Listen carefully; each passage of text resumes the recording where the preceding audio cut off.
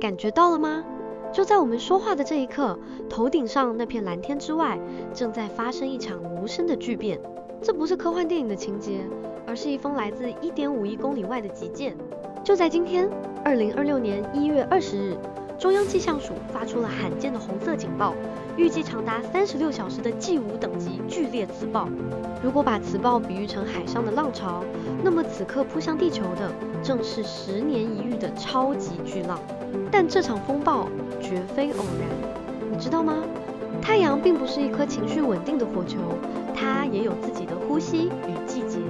科学家发现，太阳每隔11年，磁场就会经历一次翻转，我们称之为太阳周期。而在2026年的现在，我们正处于第25太阳周期的最高峰，也就是所谓的太阳极大期。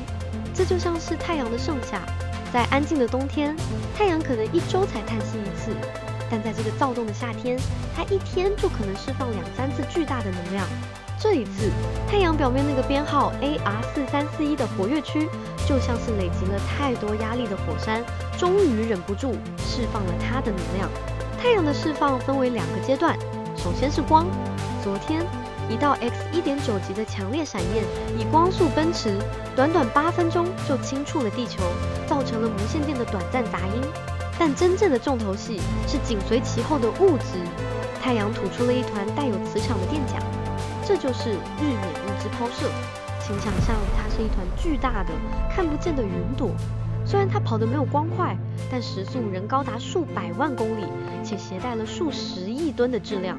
经过了一整天的星际旅行，这记来自恒星的慢动作重拳正不偏不倚地准备撞上我们的地球。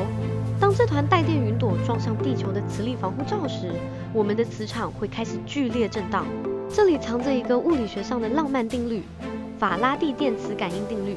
它告诉我们，当磁场发生变化时，电就会随之而生。当G5磁暴摇撼着地球，广袤的大地其实正在感应这股能量。这股能量会化作地磁感应电流，悄悄地流进深海的电缆，爬上高山的电塔。从物理学的角度看，这就像是地球跟着太阳的节奏在共鸣与唱歌。可是这首歌的音量实在太大，大到超出了人类文明的负荷。这绝非危言能听，历史曾经给过我们震撼的教训。1989年，一场猛烈的磁暴袭击地球，短短90秒内，感应电流就击垮了加拿大魁北克省的电网，让600万人瞬间陷入黑暗，电力整整中断了9个小时。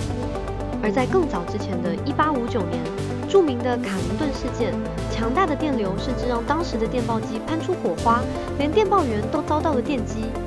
试想一下，1859年我们只有电报机，但在充满晶片、依赖卫星导航的今天，如果同样等级的风暴来袭，后果将更难以想象。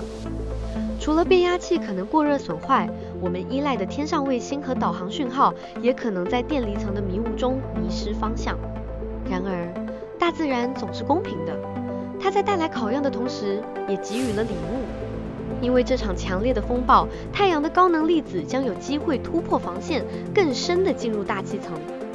这意味着，象征幸运的极光将不再只是极圈的专利。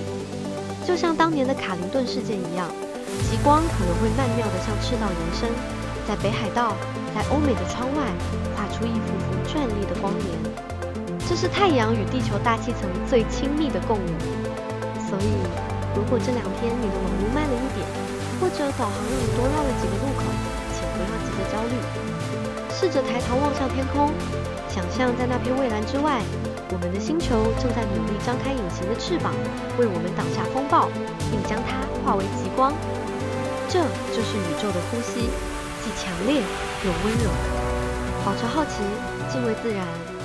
这里是小朋友大冒险，我们下次见。